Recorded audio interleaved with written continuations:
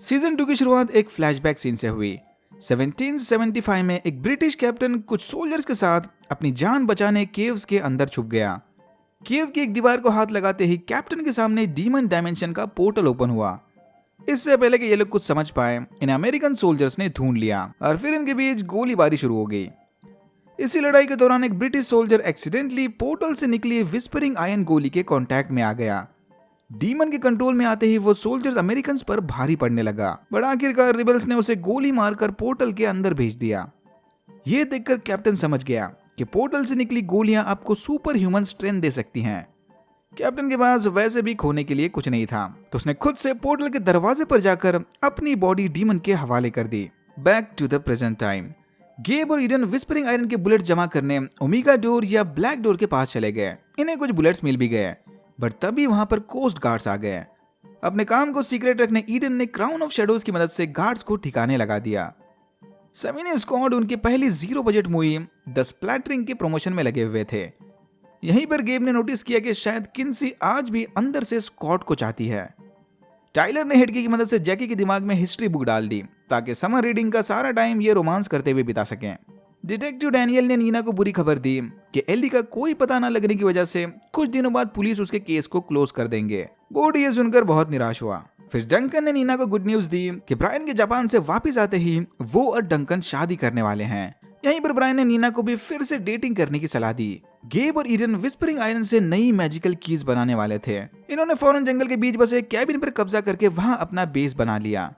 यहाँ हमें यह भी पता चला कि आइडेंटिटी की से आप किसी भी जिंदा व्यक्ति का भेस नहीं ले सकते। आइडेंटिटी की यूज करनी है तो एक ब्रांड न्यू पर्सनैलिटी बनानी होगी, लाइक डॉज। गेब लुकस का भेस बस इसीलिए ले सकता था क्योंकि मरने से पहले डॉज उसकी बॉडी में थी। मूवी के प्रीमियर की रात स्कॉट को जलाने गेब किन्सी के बहुत पास आ रहा था। तो अपेरेंटली डीमंस में भी फीलिंग्स होते हैं। मूवी के दौरान बोर होकर ईडन ने पॉपकॉर्न वाले को मार दिया। ये देखकर गेब ने गुस्से में एनीवेयर की मदद से फटाफट बॉडी ठिकाने लगा दी। नीना ने इन्हें बॉडी घसीटते हुए देख लिया था, बट कुछ सेकंड बाद ही वो सब भूल गई क्योंकि कीज का मैजिक अडल्ट्स को ज्यादा टाइम तक याद नहीं रहता। अनफॉर्चुनेटली बिल्कुल यही चीज अब जैकी के साथ भी हो रही थी। जैकी का 18th बर्थडे बस कुछ ही दिन दूर था। टाइलर ने नोटिस किया कि जैकी भी धीरे धीरे कीज के मैजिक को भूल रही थी। द सेवन स्क्वाड में एक नई मेंबर ऐड हो गई, कंपोजर एबी। पहले किन्सी को लगा कि शायद स्कॉट और एबी डेटिंग कर रहे थे, बट ऐसा नहीं था। यह सुनकर किन्सी अंदर से काफी खुश हो गई, बट फिर से पता चला कि स्कॉट ने स्पेशल फिल्म प्रोग्राम को ज्वाइन करने यूके की फिल्म स्कूल में अप्लाई किया था। अगर इसका एप्लीकेशन एक्सेप्ट हो गया तो बस कुछ हफ्तों बाद ही स्कॉट यूके चला जाएगा। वापिस घर आकर अपने दिमाग को शांत करने किन्सी अपने माइंड पैलेस में घुस गई, जहां उसे पता चला कि वो ना चाहते हुए भी स्कॉट को अपने ख्यालों से बाहर नहीं निकाल सकती। टाइलर ये सोचकर परेशान था कि कुछ महीनों बाद 18 साल का होते ही वो भी मैजिकल कीज के बारे में सब कुछ भूल जाएगा, बट किन्सी ने उससे वादा किया कि वो कोई रास्ता ढूंढ लेंगे। उधर गेब और ईडन ने विस्परिंग आयरन की मदद से नई मैजिकल की बना ली, बट पहले टेस्ट में बुरी तरह से फेल होते ही गेब समझ गया कि मैजिकल कीज बनाना इतना आसान काम नहीं। की मेकिंग प्रोसेस की इंफॉर्मेशन उगलवाने गेब किन्सी से मिलने चला गया। ईडन ने किन्सी के फियर को कैबिन के अंदर लॉक करके रखा था क्योंकि ईडन के साथ नफरत की वजह से किन्सी का फियर बार बार उसके पीछे आ रहा था। किन्सी को अचानक रियलाइज हुआ कि उसने अभी तक गेब पर माइंड की यूज नहीं की। गेब किन्सी के बारे में सब कुछ जानता था, बट उसे गेब के बारे में ज्यादा कुछ नहीं पता। Red flags. नीना को उसके हिस्टोरिकल इंटीरियर नॉलेज की वजह से मैथिसन एकेडमी के थिएटर हॉल को रिनोवेशन करने का काम मिल गया, जहां उसकी मुलाकात स्कूल के नए हिस्ट्री टीचर जॉश बेनेट से हुई। पहली मुलाकात में ही ये हिस्ट्री के नॉलेज को लेकर आप इसमें भिड़ गए। जॉश ने पहले ही दिन क्लास का सरप्राइज टेस्ट लिया। बहुत कोशिश करने के बाद भी जैकी को कुछ नहीं याद आया। समर स्टडीज स्किप करवाने टाइलर ने उसके दिमाग में हिस्ट्री बुक डाल दी थी, बट बढ़ती उम्र की वजह से जैकी वो सब भी भूल गई। बॉडी को भी फाइनली नई दोस्त मिल गई, जेमी। जेमी का भरोसा जीतने के बाद बॉडी ने उसे की हाउस वाली मैजिकल कीज के बारे में बताया। फिर हमें पता चला कि जेमी जॉश की बेटी है। कार एक्सीडेंट में अपनी बीवी को खोने के बाद फ्रेश स्टार्ट करने जॉश जेमी को लेकर यहाँ शिफ्ट हो गया था। यह सुनकर नीना और जॉश ने अपनी पहली ऑकवर्ड मुलाकात को भुलाकर फ्रेश स्टार्ट करने का डिसीजन लिया। टीम की मेंबर एबी को मैजिकल कीज के बारे में बताकर किन्सी ने ऑफिशियली उसे सेविनी स्क्वाड का मेंबर बना लिया। ये लोग मैजिकल कीज से मूवी में स्पेशल इफेक्ट डाला करते थे। यहाँ स्कॉट ने सबसे वादा किया कि वो स्प्लैटरिंग के सीक्वल की स्क्रिप्ट लिखे बिना कहीं नहीं जाने वाला। गेब घुमा फिर अगर किन्सी से मैजिकल कीज को बनाने के बारे में इंफॉर्मेशन निकलवाने लगा। यहीं पर उसे पता चला कि की हाउस के बाहर चेम्बरलिन लॉक का घोस्ट अभी तक भटक रहा था। गेब ने प्लान बनाया कि वो घोस्ट की मदद से चेम्बरलिन लॉक से की मेकिंग प्रोसेस के बारे में जानेगा। जैसे ही किन्सी ने हेड की से गेब के दिमाग में घुसने की बात की, उसने इरिटेट होकर मना कर दिया। गेब का अजीब सा रिएक्शन देखकर किन्सी ने उसे वापस घर जाने को कहा। जैकी को खुश करने टाइलर ने उसके साथ मिलकर मैजिकल एक्सपीरियंस को याद रखने वीडियो बनाया, ताकि फ्यूचर में कीज के बारे में भूलते ही ये वीडियो देखकर अपनी यादें ताजा करेंगे। स्कॉट और किन्सी उसके फ्यूचर करियर को लेकर सीरियस डिस्कशन में लगे हुए थे कि तभी जलस गेब ने वहां आकर उनकी बातें रोक दी। अपनी दोस्ती को आगे बढ़ाने नीना और जॉश ने बच्चों के साथ प्ले डेट प्लान की। तभी हमें पता चला कि जॉश के पास की हाउस का एग्जैक्ट रेप्लिका डॉल हाउस है। जब किन्सी रूटीन विजिट पर एरिन से मिलने गई थी, तब गेब ने बॉडी को फुसलाकर घोस्ट की यूज की। घोस्ट बनकर गेब ने चेम्बरलिन को पट्टी पढ़ाई कि वो किन्सी का बॉयफ्रेंड है और इसकी पर पोती के लिए नई की बनाकर उसे इंप्रेस करना चाहता है। चेम्बरलिन ने गेब को की मेकिंग का सारा प्रोसेस बता दिया, पर चुपके से कोई इन दोनों पर नजर रखे हुए था। अचानक किन्सी को याद आया कि एलिनी ने बताया था कि की कीपर्स ने अडल्ट होने के बावजूद भी जादू को याद रखने का रास्ता ढूंढ लिया था। मैजिक मेमोरी लॉस का हल ढूंढने किन्सी और टाइलर एरिन के दिमाग में घुस गए, जहां उनकी मुलाकात एरिन की कॉन्शियसनेस से हुई, जो बरसों से इसके दिमाग में अटकी हुई थी।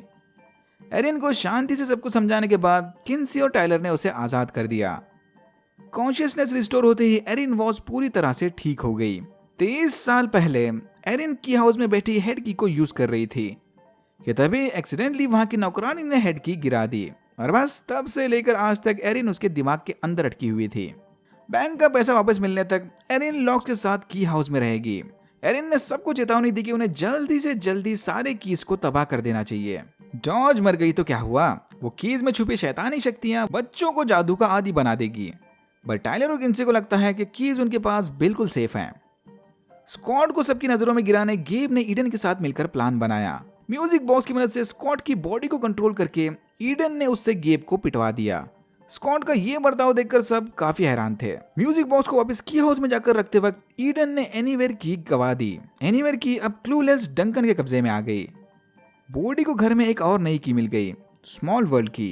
प्ले डेट के दौरान नीना जॉर्ज के ऑफिस में रखे की हाउस के छोटे वर्जन को देखकर थोड़ी परेशान हो गई, बट जॉर्ज ने ये बोलकर बात घुमा ली कि वह एंटीक चीजों का कलेक्टर है। यहाँ आने के बाद की हाउस की लंबी हिस्ट्री से इंप्रेस होकर उसने ये डॉल हाउस खरीदा था। की हाउस के छोटे मॉडल को देखते ही बॉडी को क्लिक हुआ कि वो स्मॉल वर्ल्ड की इस डॉल हाउस के लिए बनी थी। स्मॉल वर्ल्ड की को डॉल हाउस में लगाते ही आप की हाउस में चले सारे इवेंट्स को लाइव देख सकते हो और लिटरल बिग बॉस की तरह की हाउस में रखी चीजों से इंटरेक्ट भी कर सकते हो। फॉर एग्जाम्पल, बॉडी ने एक्सीडेंटली डॉल हाउस में रखे उसके बेड को तोड़ दिया। घर जाकर उसने देखा कि रियल लाइफ में उसका बेड बिल्कुल वैसे ही टूटा पड़ा था।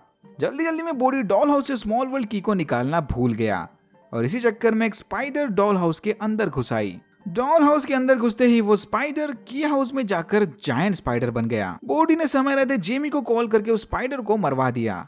एरिन ने फाइनली लॉक्स को बताया कि उन्होंने मेमोरी की मदद से अडल्ट होने के बावजूद भी मैजिक को याद रखा था और मेमोरी की डंकन ने बनाई थी। बाद में की कीपर्स ने डंकन की ही मेमोरीज निकाल दी है। डंकन की करंट कंडीशन को देखकर एरिन ने टाइलर और किन्सी को बोलकर वो मेमोरी जार वापस डंकन के दिमाग में रखवा दिए। मेमोरीज रिस्टोर होते ही डंकन की हालत और खराब होने लगी। उसे लगातार पुराने दिनों के विजन्स और हेलुसिनेशंस आने लगे।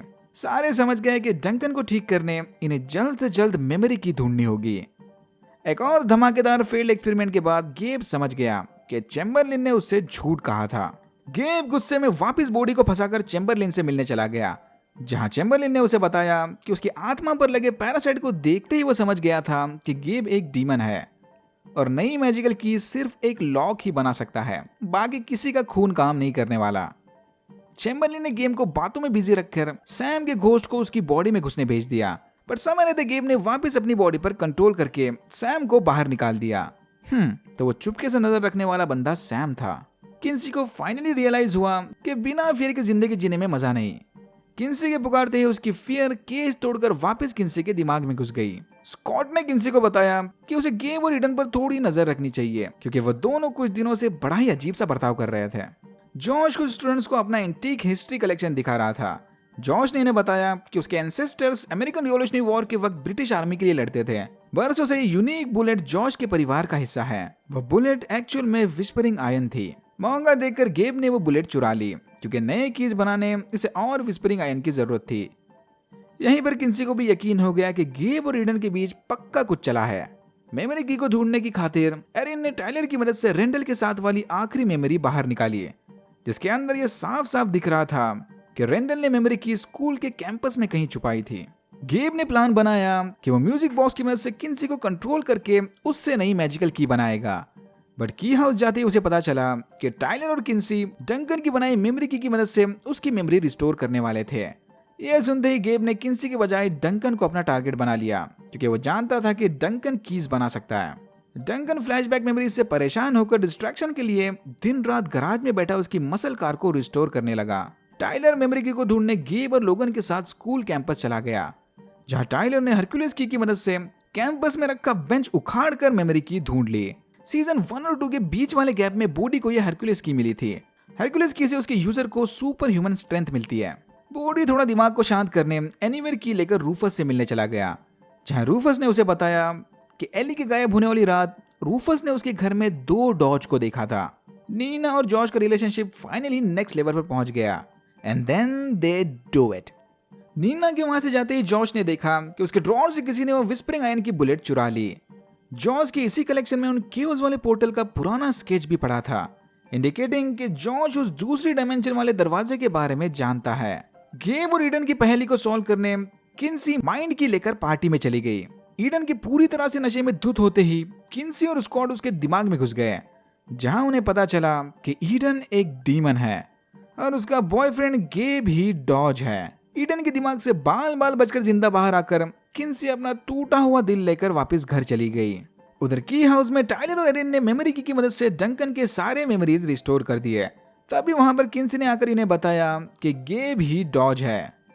बॉडी ने 2 डॉजेस वाली बात बताकर यह कंफर्म कर दिया कि उस रात ये लोग डॉज नहीं बल्कि एली को ब्लैक डोर के उस पार फेंक कर आए हैं। इससे पहले ये लोग इस बड़ी बॉम्ब न्यूज को प्रोसेस कर पाए, वहां पर गेब आ गया।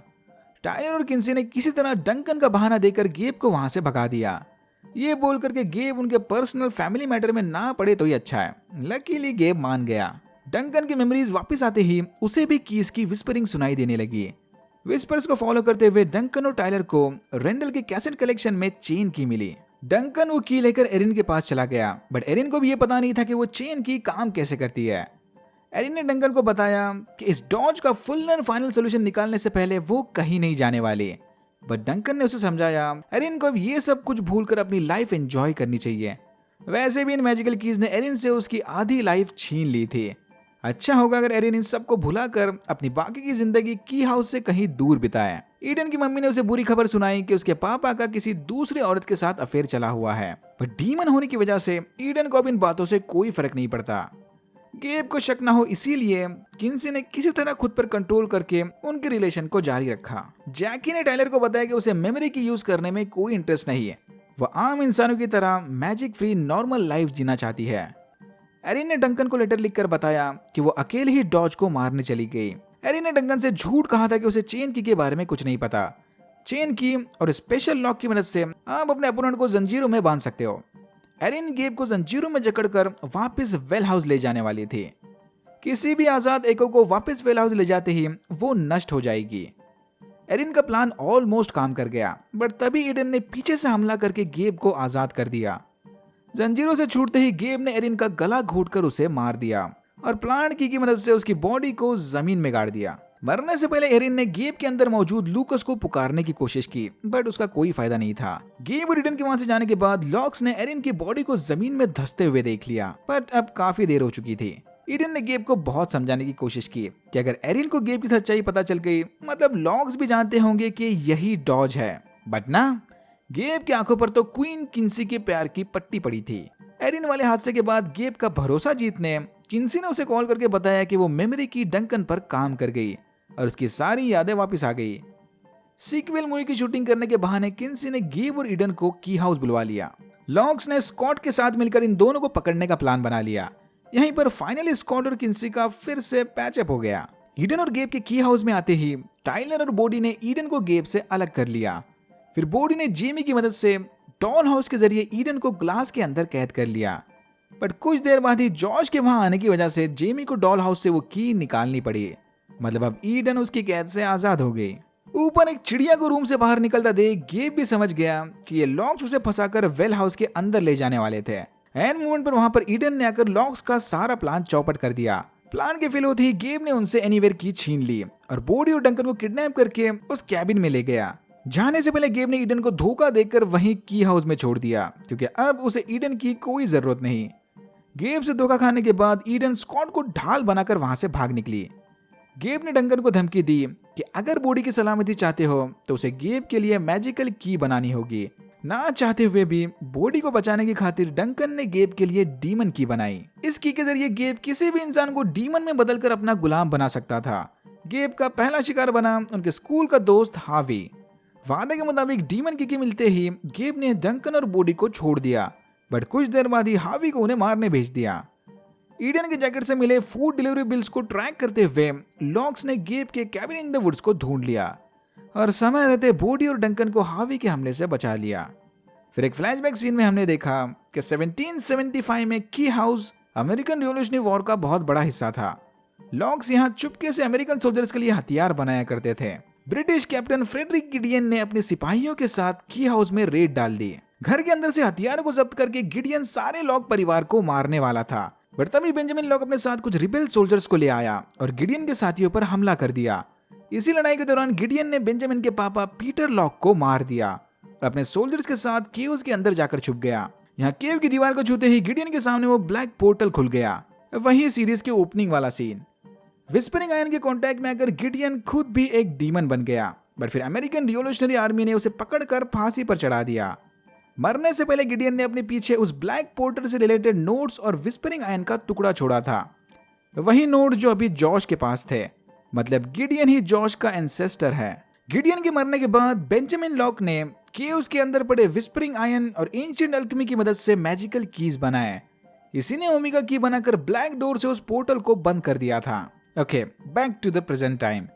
गेब ने डीमन की मदद से कुछ सिलेक्टेड लोगों को डीमन बनाकर अपनी आर्मी में शामिल कर दिया, इंक्लूडिंग डिटेक्टिव डैनियल। लॉक्स के बहुत कोशिश करने के बावजूद भी वो जैकी को डीमन बनने से नहीं रोक पाए। जैकी के कन्वर्ट होते ही टाइलर ने डिसाइड किया कि वो इस डीमन की से लड़ने अपोजिट की बनाएगा, ऐसी की जो गेब के शिकार को उनके डीमन से आजादी दिला सकती थी। बट नई की बनाने के लिए इसे पहले विस्परिंग आयन ढूंढना होगा। तभी टाइलर को क्लिक हुआ कि रेंडल हमेशा उसकी कैप में फिशिंग लूर लगा के रखता था, just in case of emergency. Tyler समझ गया कि रेंडल ने जरूर उस फिशिंग लूर के अंदर विस्परिंग आयन छुपा के रखा होगा। टाइलर का शक बिल्कुल सही निकला, बट सरप्राइजिंगली उस विस्परिंग आयन के विस्पर्स बस टाइलर को ही सुनाई दे रहे थे। डंकर ने टाइलर को बताया कि ये इस बात का साइन है कि उस नई की को टाइलर को खुद अपने हाथों से बनाना होगा। गेब ने किंसी को धमकी दी कि अगर उसने डीमन बनकर गेब की टीम नहीं ज्वाइन की तो वो नीना को मार देगा। मतलब अब इनके पास ज्यादा टाइम नहीं बचा। ईडन ने ब्लैक डोर को ओपन करके अपनी अलग डीमन आर्मी बनाने का प्लान बना लिया। गेब के कहने पर हावी ईडन पर नजर रखे हुए था, पर फिर ईडन ने हावी को मारकर उससे एनीवेयर की छीन ली। डंकन के बताए इंस्ट्रक्शंस को फॉलो करते हुए टाइलर ने अल्फा की बना ली, ऐसी की जो अपेरेंटली डीमन की के इफेक्ट्स को रिवर्स कर सकती थी। फिर सैम के घोस्ट ने किंसी को साइंस देकर उन्हें एंजल की लोकेशन बता दी, बट इन्हें लगा कि शायद ये काम चेम्बरलिन का था। ईडन जॉश को पट्टी पढ़ाकर ब्लैक डोर के पास ले गई। जॉश को अपने एंसेस्टर्स के नोट पर रिसर्च करने वो पोर्टल देखना था और ईडन को पोर्टल ओपन करके डीमन आर्मी बनानी थी। बट गेब ने ऑलरेडी ईडन के इस प्लान को भांप लिया था। गेब ने केव्स में जाकर क्राउन ऑफ शैडोज की मदद से केव्स को धंसा दिया। समय रहते वहां पर बॉडी और जेमी ने आकर हरक्यूलिस की मदद से जॉश को मलबे से बाहर निकाला। ईडन भी मौका देखकर यहाँ से भाग गई थी। बाहर आते ही कुछ देर बाद ही केव्स में हुए हादसे के बारे में जॉश सब कुछ भूल गया था। गेब ने अपनी डीमन आर्मी के साथ पहाड़ी पर बसे एक मैंशन पर कब्जा कर लिया। टाइलर जैकी का पीछा करते हुए गेब के अड्डे पर पहुंच गया और सही मौका देखकर अल्फा की के जरिए जैकी की बॉडी में कैद डीमन को मार दिया। अनफॉर्चुनेटली जल्द ही टाइलर को पता चला कि वह अल्फा की डीमन के साथ साथ उसके ह्यूमन होस्ट को भी मार देती है। होश में आने के कुछ देर बाद ही जैकी ने टाइलर की बाहों में दम तोड़ दिया। केव्स में हुए इस हादसे के बाद ब्लैक डोर खुल गया, जिसके अंदर से एली बाहर आ गई। बाहर आते ही एली फटाफट ब्लैक डोर को बंद करके रूफस से मिलने चली गई, पर घर जाकर इसने देखा कि वहां पर कोई नहीं था और इसकी शक्ल अब भी डॉज से मिलती जुलती है। जैकी की मौत के बाद लॉक्स ने स्कॉट के साथ मिलकर गेब के अड्डे से डीमन की चुराने का प्लान बनाया। किन्सी ने एंजल की मदद से गेब और बाकी डीमंस को डिस्ट्रैक्ट किए रखा और इसी का फायदा उठाकर टाइलर, स्कॉट और डंकन डीमन की चुराने चले गए। इनके प्लान का पता चलते ही गेब ने डॉज का भेस लेकर डीमन से उन पर हमला करवाया। इसी लड़ाई के दौरान डिटेक्टिव डैनियल मारे गए और डंकन को पता चला कि वो डीमंस को कंट्रोल कर सकता है क्योंकि उस डीमन की में डंकन लॉक का खून था। डीमन आर्मी का कंट्रोल खोते ही डॉज ने प्लान की मदद से तबाही मचानी शुरू कर दी। टाइलर ने मौका देखकर डॉज को अल्फा की से मार दिया और एंजल किन्सी ने तीनों को गिरते मलबे से बचा लिया। सरप्राइजिंगली लड़ाई के बाद मलबे से लूकस बाहर आया। अल्फा की ने डॉज के डीमन को मारकर लूकस के एको को आजाद कर दिया था। लूकस एको होने की वजह से अल्फा की के साइड इफेक्ट से जिंदा बच गया। लूकस ने डॉज के चुराई सारे कीज लॉक्स को वापस कर दिए, इंडिकेटिंग कि लूकस अच्छा इंसान है। घर वापस लौटकर ये आइडेंटिटी की मदद से एली को उसके असली रूप में वापस ले आए। लूकस को अपने सामने देखकर एली ने उसे फौरन गले लगा लिया। एक हफ्ते बाद सारा टाउन उस हाउस एक्सीडेंट में मरे लोगों को श्रद्धांजलि दे रहा था। जॉश ने पोर्टल को ढूंढने का ऑब्सेशन अपने दिमाग से निकाल दिया। इसे अब नीना के साथ अपने रिलेशनशिप को आगे बढ़ाना था, पर नीना ने जॉश को बताया कि उसे स्टेबल होने के लिए और थोड़े टाइम की जरूरत है। टाइलर ने डिसाइड किया कि वो अपना 18th बर्थडे की हाउस से बाहर बिताएगा। जैकी की याद में टाइलर ने भी मेमोरी की यूज करने से इनकार कर दिया। इतना बोलकर टाइलर डंकन से गिफ्ट मिली मसल कार लेकर लंबी रोड ट्रिप पर चला गया। मतलब वापस आने पर टाइलर को मैजिक के बारे में कुछ नहीं याद रहने वाला। नॉर्मल लाइफ जीने के लिए इसने जैकी के साथ रिकॉर्ड किया वीडियो तक डिलीट कर दिया। काफी दिनों तक एक दूसरे से दूर रहने के बाद एली और रूफस भी साथ आ गए। नीना का मूड ठीक करने बॉडी ने उसे हेड की के जरिए रेंडल के मेमोरीज दिखाए, बट इस बार बॉडी नीना को मेमोरीज भूलने नहीं देगा, यानी इसे नीना के ऊपर मेमोरी की यूज की। यू के जाने से पहले सविनी स्कॉट ने स्कॉट को यादगार सेंड ऑफ दिया। गेब ने बैकअप के लिए एको की अपने डॉम में छुपा कर रखी थी। ईडन ये एको की लेकर वेल हाउस चली गई और कैप्टन फ्रेडरिक गिडियन के एको को इस दुनिया में ले आई। लूकस की तरह ही इस बार भी गिडियन के एको के साथ उसका डीमन वापस आ गया। ईडन गिडियन के डीमन को देखकर काफी इंप्रेस थी। ईडन ने उसे हुक्म दिया कि इस दुनिया में गिडियन ईडन का गुलाम है। यह सुनते ही गिडियन ने ईडन को वेल के अंदर फेंक कर मार दिया और एनीवेयर की लेकर वेल हाउस से आजाद हो गया। और यहाँ होता है सीजन 2 खत्म। गिडियन के एको के साथ कौन सा खतरनाक डीमन आया है वो तो नेक्स्ट सीजन में ही समझेगा। Alright, that's it for now. अगर आपको वीडियो अच्छा लगा तो please like, share and subscribe for more videos like this. मैंने ऐसे और भी वीडियोस बनाए जिनके लिंक्स आपको डिस्क्रिप्शन बॉक्स में मिल जाएंगे। Thank you very much for watching and I am hoping to see you in my next one.